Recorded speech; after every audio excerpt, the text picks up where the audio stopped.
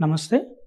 ముందుగా బ్రహ్మర్షి సుభాష్ పత్రిజీ గారికి పాదాభివందనాలు చేస్తున్నాను. నా పేరు సత్యనారాయణ. రాజుపాలెం, మార్టూర్ మండలం, ప్రకాశం జిల్లా. నాకు ఈ ధ్యాన పరిచయం 2009 సంవత్సరంలో జరిగింది. ఎలా అంటే రవిరాజు గారి ఇక్కడ మార్టూర్‌లో వాటర్ ప్లాంట్‌లో ఉన్నప్పుడు రవిరాజు గారు ఇట్లా ధ్యానం చేస్తే బావుంటుంది. దానివల్ల చాలా బావుంటుందని చెప్పడం జరిగింది. ఏంటండి ధ్యానం అని చెప్పేసి అడిగినప్పుడు, "ఈ కళ్ళు మూసుకొని కూర్చోవడమేనండి. బాగుంటుందండి" అని చెప్పేసి చెప్పారు. ఓకే. అవును గదా! నేను అని చెప్పేసి ధ్యానం చేయడం మొదలుపెట్టాను. "సార్ మీకు ఇంత ముందులే ధ్యానం గురించి తెలుసా?" అన్నారు. ధ్యానం అంటే తెలిసేదేం తెలీదండి. ఇంత ముందు చేస్తా ఉంటాను. ప్రాణాయామాలు, ప్రాణిక్ హీలింగు, సైకోథెరపీ, సిద్ధ సమాధి యోగా ఇయన్నీ చేశానండి. ఇది ధ్యానం అని దీనికి స్పెషల్‌గా నాకంటూ ఏం తెలీదండి.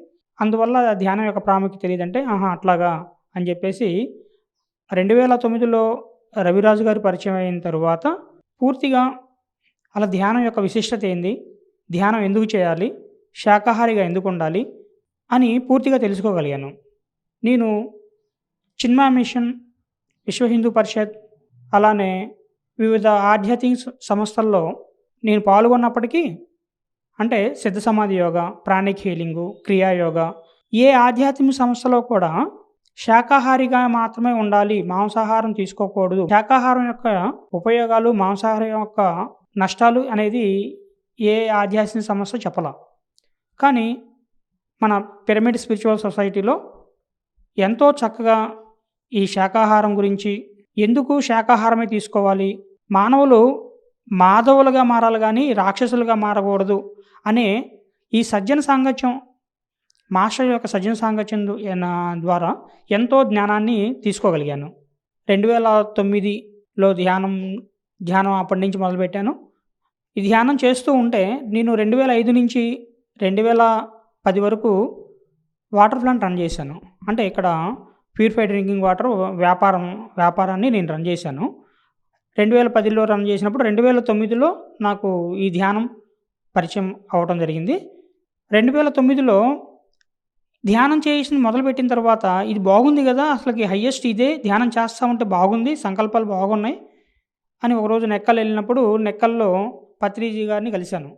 పత్రిజీ గారు పత్రి సార్ మాటల మీద పిరమిడ్ గొప్పతనం యొక్క విశిష్టతని చాలా క్షుణ్ణంగా వివరించారు. ఇంకా అదే తరువుగా ఇంటికొచ్చేసి పిరమిడ్ కట్టడం జరిగింది. పిరమిడ్ కట్టిన కాడ్నించి ఒకటే అనిపించింది. ఇది చాలా గొప్ప విషయం మనకు తెలిసింది. తెలిసినప్పుడు ధ్యానం ఇంకా ఎందుకు వదిలిపెట్టాలి? కంటిన్యూగా ధ్యానం చేయాలి గదా! అనే ఆలోచనతో చిన్న సంకల్పం ఒకటి చేశాం. సంకల్పం ఏందంటే, నాకు ధ్యానం చేసుకోవడానికి అనుకూలంగా ఉండాలి. నా కుటుంబం జరిగే ఒక రూ. 3,000 ఆదాయమైనా పర్లేదు అనే సంకల్పం పెట్టి ధ్యానం చేయడం మొదలుపెట్టాను. ఒక 40, 45 రోజుల్లో నేను 2005 నుంచి చేస్తున్న వ్యాపారం మొత్తం కూడా క్లోజ్ చేసే పరిస్థితొచ్చింది. ఎందుకంటే అప్పటి వరకు నెలకు 25,000, 30,000 ఆదాయం వచ్చేది. సడెన్‌గా ఈ 45 రోజుల్లో ఒక నెలలో రూ. 5,000 వచ్చింది ఆదాయం. రెండో నెలలో మైనస్‌లోకెళ్ళింది. ఇంకేం చేస్తాం? వ్యాపారాన్ని ఆపేయాలి. ఓహో! ఎందుకు జరిగింది? ఏంటి? అని చెప్పేసి మనసులో అనుకుంటే, ఓకే. నేనే అనుకున్నా గదా! నాకు ధ్యానం చేసుకోవడానికి అనువుగా ఉండాలి అని చెప్పేసి సంకల్పం ఎక్కువసేపు ధ్యానం చేయడానికి అనుకూలమైన వాతావరణం కావాలనుకున్నది నాది నాకే అర్థమయ్యి ఓకే అనుకున్నాను. చాలా సంతోషంగా వాటర్ ప్లాంట్ తీసేసాము. సరే మినిమమ్ ఆదాయం అన్నా కావాలనుకున్నా గదా! ఏమొస్తది అని చెప్పేసి అనుకున్న పరిస్థితుల్లో మా ఊర్లో 2010 ఎండింగు ప్రతి ఊరికి బీసీ పాయింట్లు అంటే బిజినెస్ కరస్పాండెంట్ పాయింట్లు ఇవ్వడం జరిగింది బ్యాంకి నుంచి. ఆ బ్యాంకి నుంచి వస్తే రాజుపాలెంలో ఎంతోమంది ఉన్నారు. ఒక 3,000 మంది జనాభా.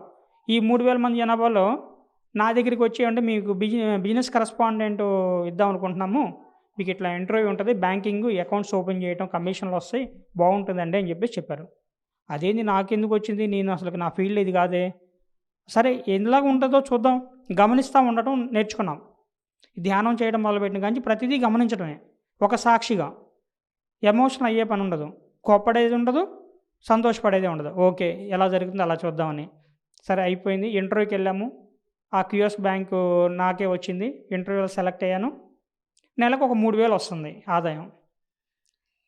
3000 వస్తుంది బానే ఉంది. ఒక సంవత్సరం బానే ఉంది.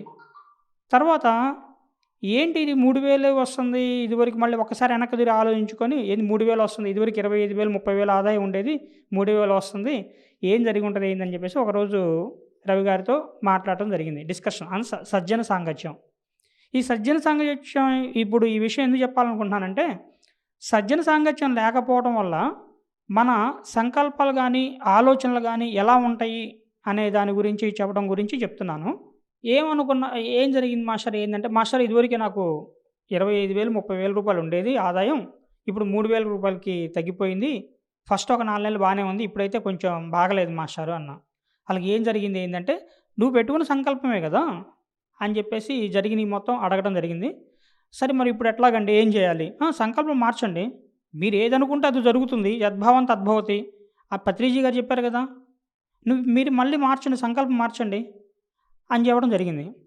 సంకల్పం మార్చటం ద్వారా తర్వాత 2012, 2013 10,000 కావాలంటే 10,000, 20,000 రావాలంటే 20,000 సరే ఇదేదో బాగుంది గదా! ఒక 2012 ఎండింగ్‌లో నాకు 2,00,000 కావాలి ఈ నెలలో అనుకున్నాను. 2,00,000 వచ్చేసినాయి. ఏది వ్యాపారం ద్వారా. ఆళ్ళకి ఎంత మిరాకిల్ అంటే, ఓహో! ఏంటి ఇది? ఇంత మిరాకిలా? అంటే మన సంకల్పానికి అంత శక్తి ఉందా? ఎంత న్యూట్రల్‌గా ఉండి అంత సంకల్పం చేస్తే అంత ఏది అనుకున్నా సాధ్యమవుతుంది అని నాకు ఇంకా ప్రగాఢ విశ్వాసం వచ్చేసింది. ఇంకా కంటిన్యూగా ధ్యానం చేయటం, అట్లానే బ్యాంక్ వర్క్ చూసుకోవటం, ఎక్కువ టైము ధ్యానానికి కేటాయించడం జరిగింది. ఈ ప్రాసెస్‌లో అవకాశం ఉన్నప్పుడల్లా ప్రతి వారం రవి గారి దగ్గరికెళ్ళేసి సజ్జన సాంగత్యం చేయటం, క్లాసులు ఉంటే క్లాసులకు అటెండ్ అవ్వటం, ప్రతిది వినటం. ఈ సజ్జన సాంగత్యం ద్వారా చాలా నాలెడ్జ్ వచ్చింది. ధ్యానం ద్వారా చాలా నాలెడ్జ్ వచ్చింది. స్వాధ్యాయం అంటే చాలా తక్కువ. పుస్తకాలు చదవటం, బుక్స్ చదవటం వల్ల కూడా చాలా నాలెడ్జ్ వచ్చింది. 'ఒక యోగి ఆత్మకథ', 'స్వామి రామ' ఈ బుక్స్ ఎంతో నన్ను ప్రభావితం చేశాయన్నమాట. అలానే ఈ ప్రాసెస్‌లో రవి గారి యొక్క సంకల్పం, ఆ రవి గారి యొక్క సంకల్పంలో 170 పిరమిడ్లు సంకల్పంలో భాగంగా నేను రవి గారికి చేదోడు వాదోడుగా ఉంటూ ఆ కార్యక్రమంలో నేను కూడా పాల్గొన్నాను. నాకు చాలా సంతోషంగా అనిపించింది. ఈ ఈ విధంగా జరుగుతున్న సందర్భంలో ప్రతిసారి క్లాసులకు అటెండ్ అవుతూ ఉంటాము. 2010 పిరమిడ్ ఓపెనింగ్ 2010 మేలో పిరమిడ్ ఓపెనింగ్ అయింది. 2010 ఓపెనింగ్ అయిపోయిన తర్వాత 2010 పిరమిడ్‌కి బెంగుళూరు పిరమిడ్ వ్యాలీకి వెళ్ళాము. ఏంటి అంటే బుద్ధ పౌర్ణమి వేడుకలకి పిరమిడ్ వ్యాలీకి వెళ్ళామన్నమాట. పిరమిడ్ వ్యాలీకి వెళ్ళాము. ఆ పిరమిడ్ వ్యాలీలో ఒక అద్భుతమైన ఘటన ఒకటి జరిగింది. ఏంటంటే ఒకరోజు అంటే మొత్తం 4 రోజులు అక్కడ. ఫస్ట్ రోజు నేను రవి గారు కింద పచ్చిక మీద కూర్చొని ఆ క్లాస్ పత్రి సార్ క్లాసు జరుగుతున్నప్పుడు సాయంత్రం పూట క్లాస్ చూస్తూ ఉన్నాము. చూస్తూ ఉంటే మాస్టర్ గారు కాసేపు కళ్ళు మూసుకొని, "మాస్టారు అక్కడ చూడండి ఒక లేడీ ఉన్నారు కదా! తను లాహిరి మహాశయులండి" అన్నారు. లాహిరి మహాశయులు ఆ లేడీ ఏంది, లాహిరి మహాశయులు ఏందని చెప్పేసి నేను కాసేపు డైనమోలో ఉన్నా. "అదేంది మాస్టారు లాహిరి మహాశయులు ఏడున్నారు? లేరు కదా! లాహిరి మహాశయులు అని చెప్తారేంటి?" అంటే, "లేదు మాస్టారు అట్లా ఆ లేడీ రూపంలో వచ్చారు." లేడీ రూపంలో అంటే నాకు క్రియాయోగ చేశాను. క్రియాయోగ వచ్చేసి 2002లో క్రియాయోగ దీక్ష తీసుకొని మంచి ఇన్స్పిరేషన్. క్రియాయోగ పరంపరలో బాగా ఒక స్వామి రా లాహిరి మహాశయులన్న, యుక్తేశ్వర గిరి గారన్న వీళ్ళందరూ చాలా మర్చిపోని విధంగా వాళ్ళు గుర్తుండిపోయారు. ఎందుకంటే వాళ్ళ యొక్క గృహస్థుగా ఉండి మంచి సాధన చేసి జనాలకి బాగా సాధనా మార్గం చెప్పినందు నేను క్రియాయోగ దీక్ష తీసుకోవటం, నాకు క్రియాయోగ సాధన చేసేటప్పుడు అనుభవాలు గానీ, ఇయన్నిటి మీదట నేను నమ్మలేకపోయా. లాహిరి మాస్టారు ఎప్పుడో బాడీ వేకేట్ చేశారు కదా! ఇది నిజం కాదులే మాస్టర్ అన్నా. "సరే చూడండి, ఇప్పుడు కాసేపు ఉన్న తర్వాత నన్ను పిలుస్తారు చూడండి" అన్నారు. "అదే మాస్టారు మిమ్మల్ని పిలవడం ఏంది నాకెందుకు చెబుతున్నారన్నా?" "మీకు చెప్పాలనిపించింది చెప్తున్నా" అన్నాను. సరే మేము పక్కన కూర్చున్నాము. కాసేపు అయిన తర్వాత ఆ లేడీ అక్కడ ఉన్న లేడీ మాకెంత ఒక జస్ట్ ఒక 30 అడుగుల దూరంలో. "బాబు ఇటురా" అని నన్ను పిలిచింది. నన్ను పిలిచేసరికి, ఏంటి మాస్టర్ గారేమన్నా నన్ను పిలిచి చూడన్నారు. మరి ఈ లేడీ ఏమన్నా నన్ను పిలుస్తుంది. ఏంది అసలకి అని చెప్పేసి ఎళ్ళాను. "ఏంటి మేడం" అని చెప్పేసన్నా. "అడుగో నీ పక్కన కూర్చున్నాడు గదా! తన్ని ఇటు రమ్మను, నా దగ్గర రమ్మను" అని చెప్పారు. నాకు అర్థం కాల. వామ్మో! ఇదేదో అసలకి చాలా వండర్‌ఫుల్‌గా ఉంది అని చెప్పేసి ఇంకా ఆవంతన వచ్చేసి చకచకా వచ్చి, "మాస్టారు నిన్ను రమ్మన్నారు." "అదే మాస్టారు ఇప్పుడు చెప్పాను కదా! మీకు రమ్మన్నా రమ్మని పిలుస్తుందని చెప్పాను కదా! ఓహో! మీ ద్వారా పిలిపించారు. అంటే మీకు నమ్మకం కుదరటం గురించి పిలిపించారు" అని చెప్పేసి చెప్పారు. "సరే మాస్టారు మీరెళ్ళండి" అంటే ఎళ్లారు. దగ్గర దగ్గర ఒక ముప్పావు గంట, గంటలోపు చెప్పారు. ఏం చెప్పారు అనేది నేను తర్వాత రవి గారిని అడగలేదు. మాట్లాడారు. ఇద్దరు మాట్లాడారు. మాట్లాడి మళ్ళీ రవి గారు వచ్చి నా దగ్గరకొచ్చి కూర్చున్నారు. "ఆ! మాస్టర్ మాట్లాడానండి" అని చెప్పేసన్నారు. "మాస్టర్ నిజంగానా? లాహిరి మాషేలేనా? నిజంగానా? మీరు చెప్పారు నమ్మలేదు." అంటే "ఇంకెప్పుడైనా ఉన్నారు కదా! ఒకసారి చెక్ చేసుకోండి" అన్నారు. సరే ఏం జరుగుతుందో చూద్దాం అని చెప్పేసి తను లేసి బయలుదేరుతూ ఉంటే నేను ఎనికిడితెళ్ళాను. అట్లా ఎళ్తూ జస్ట్ ఒక ఫర్లాంగ్ ఎళ్ళాను. పిరమిడ్ వ్యాలీ బెంగుళూరులో సంగతిది. కొంచెం దూరం వెళ్తూ ఉన్నాను. ఎనికీడితి ఎళ్తూ ఉన్నాను. కొంత దూరం వెళ్ళేసరికి కనిపించకుండా అదృశ్యమయ్యారు. ఇంక నాకర్థం కాల. వామ్మో! ఏమి ఇది అసలకి ఇది ఏం మిరాకిల్ ఎవరికైనా చెప్తే నమ్మే విషయం గాదు. అవునా? నిజమా? చాలా అద్భుతంగా ఉంది అని జెప్పేసి నేను చాలా, చాలా సంతోషంగా ఫీలయ్యాను. ఆహా! ఇట్లా కూడా జరుగుతుంటాయా? ప్రతిదీ గూడా సాధ్యం అంటారు ఇదేనా? అని అనిపించింది. ఆ అనుభవం చాలా నాకు బాగా సంతోషంగా ఉంది. ఈ స ఈ ఈ అనుభవం గురించి ఇప్పుడు ఎందుకు చెప్పాలనుకున్నానంటే, మొన్న ఈ మధ్య కాలంలో అప్పుడు అనుభవం అయిపోయిన తర్వాత 4 రోజులు, 5 రోజులు బానే ఉంది. తర్వాత గత సంవత్సరం ధ్యాన మహాచక్రంలో 'ముముక్షువులు ముళ్ళ కిరీటం' అనే ఒక బుక్ తీసుకున్నాం. దీంట్లో కృష్ణానందగిరి గారు సా చిరంజీవులుగా ఉన్న ఆంజనేయ స్వామి, పరశురాముడు ఇట్లాగా నలుగురు, ఐదుగురిని సశరీరంతో చూసారంట. అని జెప్పేసి మాస్టర్ గారితో సజ్జన సాంగత్యం చేస్తా ఉన్నాం. డిస్కషన్. అంటే రవి గారితో చాలా సన్నిహితంగా ప్రతి చిన్న డౌట్‌ని కూడా నేను అడగటం, మాస్టర్ గారి దగ్గర నుంచి నాలెడ్జ్ తీసుకోవటం ఫస్ట్ నుంచి అలవాటుగా ఉండేది. అడిగితే, "అవునండి వాళ్ళందరూ గొప్పోళ్ళే. మీరు గొప్పోళ్ళు కాదా?" "అదేంటి మాస్టర్ వాళ్ళు చాలా గొప్పోళ్ళు కదండీ! అందరిని చూసారు కదా!" "అంటే మీరు లాహిరి మహాశయుల్ని చూసారు కదా! మీరు గొప్పోళ్ళు కాదా?" "అవును కదండీ! లాహిరి మహాశయుల్ని చూసాను కదా! ఆ! నేను కూడా గొప్పోడినేనండి" అని చెప్పేసి అంటే వాస్తవంగా మన విషయం, మన గొప్పతనం పక్కన వాళ్ళు గుర్తించి, పక్కన వాళ్ళు చెప్పేదాకా కొంతమందికి తెలీదు. అలాంటి వాళ్ళలో నేను గూడా ఒకడిని. మన మంచి అనుభవాలు వస్తున్నాయి. ఇది అనుభవమా అని గూడా తెలియకపోవటం ఒకటి. ఇట్లాగా రకరకాల అనుభవాలు నాకు అనుభవాలొచ్చాయి. సూక్ష్మ శరీర అనుభవాలైతే చాలా ఉన్నాయి. ఈ సూక్ష్మ శరీర అనుభవాలు ఒకటి మన పీఎంసీ ఛానల్ ద్వారా చెప్పాలనుకుంటున్నాను. ఒకరోజు మెడిటేషన్ చేస్తూ ఉన్నాను. మెడిటేషన్ అయిపోయింది. సరే ఒక 2 నిమిషాలు పడుకుందాంలే అని చెప్పేసి అట్లా పడుకున్నాను. పడుకుంటే నేను పైన పిరమిడ్‌లో మెడిటేషన్ చేస్తూ ఉంటాను. ప్రతిరోజు ఉదయం 5-8 గంటల వరకు కంపల్సరీ ధ్యానంలో ఉంటాననమాట. కింద ఫోనొచ్చింది. ఫోనొస్తే నేను ఎళ్ళేసి ఆ ఫోన్ ఆపటం జరుగుతూ ఉంది. ఫోన్ ఆగట్లా. ఏంది ఫోన్ ఆగట్లేదు అని చెప్పేసి ఎన్ని సార్లు నొక్కినా ఫోన్ ఆగట్లా. నీ పక్కనే ఉన్నా గదా! ఏంటి ఇది అని జెప్పేసి అనుకున్నాను. అనుకుంటే తర్వాత అర్థమైంది. ఆహా! నేను శరీరం గాదు సూక్ష్మ శరీరంతో వచ్చాను అని తర్వాత అర్థమైంది. ఎప్పుడు అర్థమైంది? ఇలాంటి ఒక 4, 5 అనుభవాలు జరిగిన తర్వాత ఓహో! సూక్ష్మ శరీర యానం గూడా నిజంగానే ఉంది. సూక్ష్మ శరీరంతో ఎక్కడికైనా మనం ప్రయాణం చేయొచ్చు. అట్లాగా సూక్ష్మ శరీరంతో ఒక 4, 5 సార్లు నా ప్రయాణం జరిగింది. చాలా, చాలా తేలిగ్గా ఉంది. శరీరం గూడా శరీరం ఉన్నట్టుగా ఉండదు. డైరెక్ట్ శరీరంతో ఎళ్ళిపోయినట్లే ఉంటుంది. నీ సూక్ష్మ శరీరం గూడా గుర్తుండదు. ఆ జ్ఞాపకం గూడా ఉండదనమాట.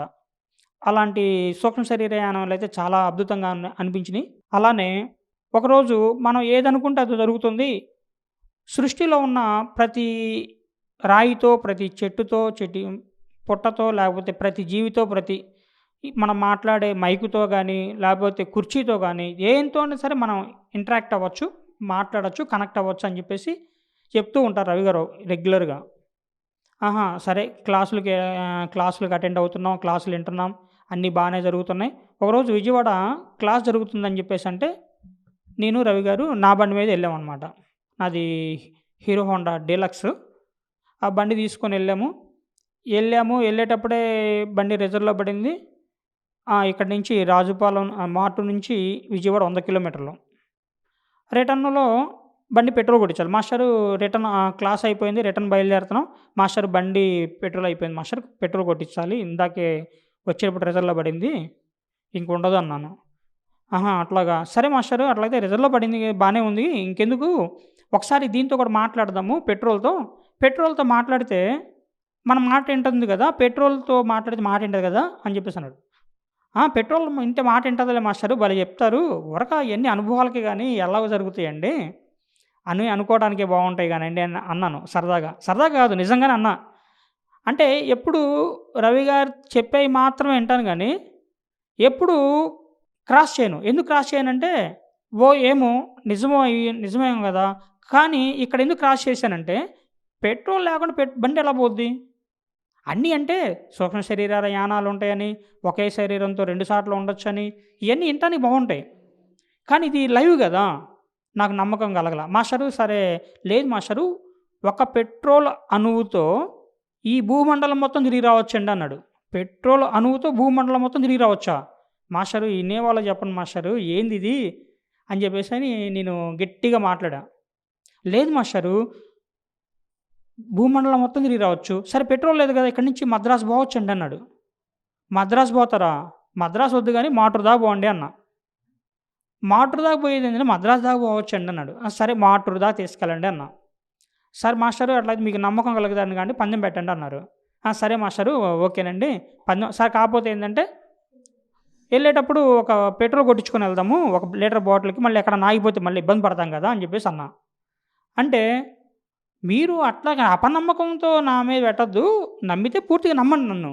నేను గదా ప్రయోగం చేస్తుంది అని జెప్పేసి అన్నారు. అంటే సరే మాస్టర్ అని జెప్పేసి అన్నాము. మాస్టర్ గారు బండి తీసుకున్నారు. నా దగ్గర నుంచి బండి తీసుకున్నారు. బండితో ఇంటరాక్ట్ అయ్యారు. మాట్లాడుతూ ఉన్నారు. బండి పోతూ ఉంది. విజయవాడ ఊరు బయట దాటాము. టోల్ గేట్ దాటాము. గుంటూరు దాటాము. అసలకి నాకు ఇంకా బండి ఎక్కడ ఆగిపోయిద్దో అని ఒక టెన్షను. చిలకలూరిపేట దాటాం. ఇంకా టెన్షన్ ఈ మధ్యలో ఏం జరిగిందంటే పందెం ఊరికి ఎట్లాగండి పందెం పెట్టాల్సిందే. ఏదో ఒక పందెం లేకుండా మనం ఇట్లాగా చేయటం కరెక్ట్ గాదు. మీకు ఒక గుర్తుగా ఉండాలంటే పందెం పెట్టాలన్నారు. మాస్టర్ ఏం పందెం అండి అన్నా. సరే ధ్యాన ప్రచారానికి ఒక వెహికల్ తీసుకుందాము. దానికి మీరు పెట్టండి. ఇదే పందెం అన్నారు. ఓకే. ఆళ్ళకి అది ఎళ్ళేది గాదు. నేను కొనేవాడిని గాదు. సరేనండి అన్నా. ఎంతవుతది? ఓ 3,00,000 అవుతది కారు. ఓమ్ని. ఓమ్ని తీసుకోవాలన్నా 3, 4 లక్షలు అవుతది. సరే మాస్టర్ అని చెప్పేసన్నా. అది ఎంత మిరాకిల్ అంటే వచ్చి కరెక్ట్‌గా మార్టూరు సెంటర్‌లో ఆగిపోయింది. అసలకి ఈ అనుభవము ఎన్ని రోజులు నాకు ఇన్‌స్పిరేషన్ అయిందంటే, దగ్గర దగ్గర ఒక సంవత్సరం పాటు అదే ఇన్‌స్పిరేషన్‌తో ధ్యానం చేయడం మొదలుపెట్టాను.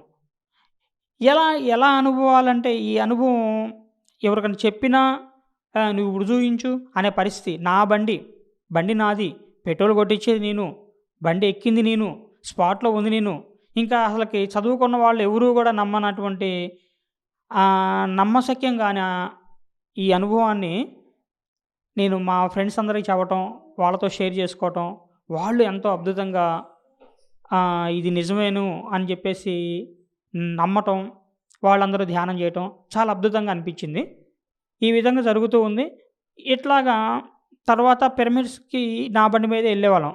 రవి గారు నేను ఈ చుట్టుపక్కల ఎక్కడన్నా పిరమిడ్స్ కన్‌స్ట్రక్షన్ ఉందంటే, ఏదైనా వర్క్ ఉందంటే స్ట్రక్చర్ కట్టేటప్పుడు గానీ, స్ట్రక్చర్ వెల్డింగ్ చేసేటప్పుడు గానీ, ప్రతి పనిలో నేను భాగస్వామిని అయ్యేవాడిని. రవి గారు నాకు గూడా చెప్పేవాళ్ళు. నేను గూడా వెళ్ళేవాడిని. ఇలా ఎళ్ళేటప్పుడు ప్రతిసారి రవి గారికి బండి లేకపోవడం వల్ల నా బండి మీద ఎళ్ళేవాళ్ళం. నేను తర్వాత అబ్జర్వ్ చేసిందేందంటే పిరమిడ్ వర్క్‌కి ఎళ్ళిన ప్రతిసారి నా బండిలో పెట్రోలు ఒక్క చుక్క గూడా అయిపోలా. అది ఎంత మిరాకిల్ అంటే ఒక్కసారి 100 కిలోమీటర్లొచ్చింది. తర్వాత పెట్రోల్ లేకుండా 120 కిలోమీటర్లు, 160 కిలోమీటర్లు, 200 కిలోమీటర్లు వెళ్ళిన రోజులు కూడా ఉన్నాయి. నా బండి మీదే నేను, రవి గారు.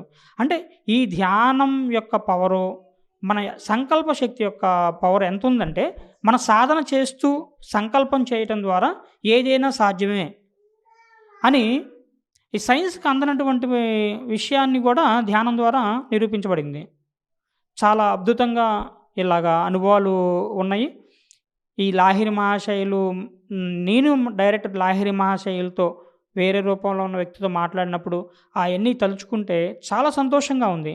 చాలా సంతోషం. ఎంత సంతోషం అంటే బుక్స్ చదివినప్పుడు వాళ్ళందరూ వీళ్ళని చూసినప్పుడు వాళ్ళు గొప్పవాళ్ళు గదా! అంటే మనం కూడా గొప్పవాళ్ళమే. మనం అనుకోవటం వల్ల నేను ఏముందిలే అనుకోవటం వల్ల అట్లా ఉన్నారండి. అట్లా కాదు.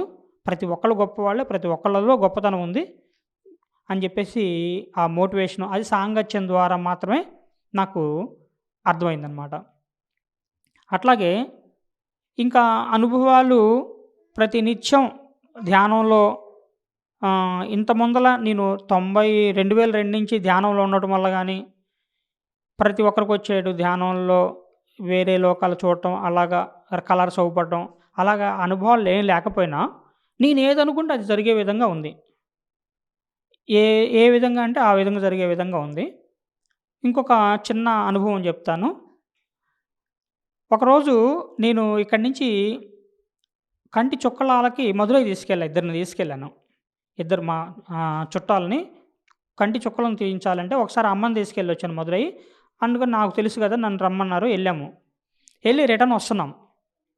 రిటర్న్ వస్తుంటే ఆ ట్రైన్ వచ్చేసరికి విజయవాడ దాకా బుకింగు. ఒంగోలు స్టాప్ లేదు. గూడూరు తర్వాత విజయవాడ స్టాపింగు. ఈ విజయవాడ స్టాపింగ్ అయితే ఒంగోలు దాటింది. సరే సంకల్పం పెట్టుకుంటే ఏదైనా అవుద్దంటున్నారు కదా! సరే భయం ట్రైన్ ఆగిద్దేమన్నా చూద్దామని చెప్పేసి చిన్న సంకల్పం పెడదాం అనుకున్నాం. అప్పటి వరకు నేను ధ్యానం చేయడమే గానీ ఎప్పుడు సంకల్పాలు పెట్టను. లేదా అనుకోవాలి, గట్టిగా పని అవ్వాలి అని ఎప్పుడు నా ప్రయత్నం నేను చేస్తూ ఉంటాను. ఏదైతే అది అయిద్ది. దాన్ని సాక్షిగా గమనిస్తూ ఉంటా. ఎప్పుడూ కూడా సంకల్పం పెట్టలేదు. అనుకుంటా ఉంటా అది అవ్వాలి, ఇది అవ్వాలి అని అంతే. గట్టిగా సంకల్పం అంటే గట్టిగా పెట్టేది సంకల్పం. అనుకుంటా ఉన్న పరిస్థితుల్లో ఒంగోలు దాటిందండి. ఒంగోలు దాటిన తర్వాత నేను సరే ఏమైద్దిలని అనుకున్నా. సంకల్పం ఎలా పెట్టాలో చెప్పారు మాస్టర్ గారు.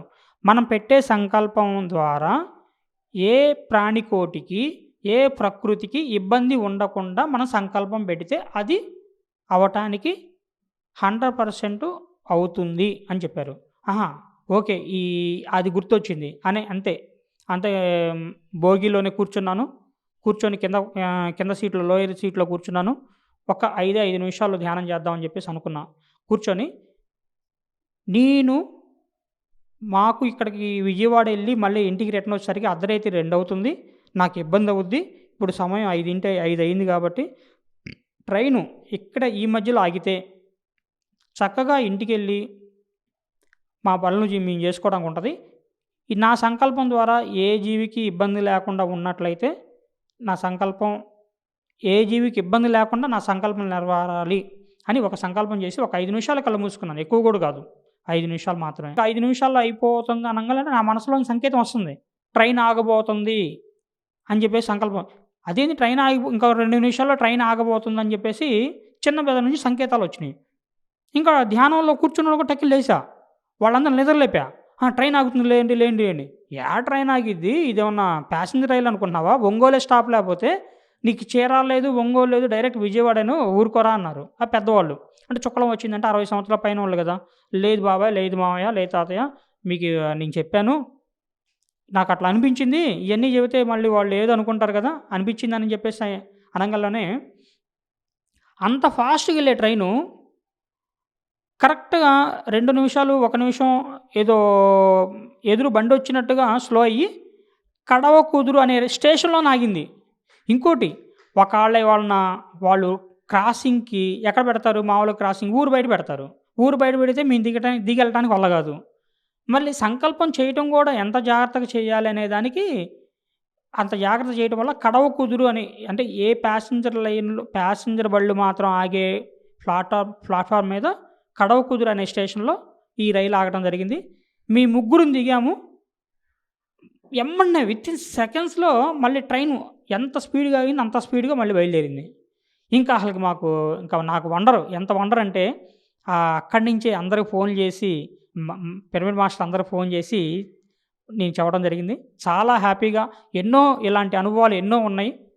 ఈ అవకాశాన్ని ఇచ్చినటువంటి పిఎంసి ఛానల్ వారికి వేల వేల కృతజ్ఞతలు. ధ్యానం ఇంత ధ్యానాన్ని ఉధృతం చేసినటువంటి బ్రహ్మర్షి పత్రిజీ గారికి శతకోటి ప్రణామాలు. Thank you. Thank you. Thank you.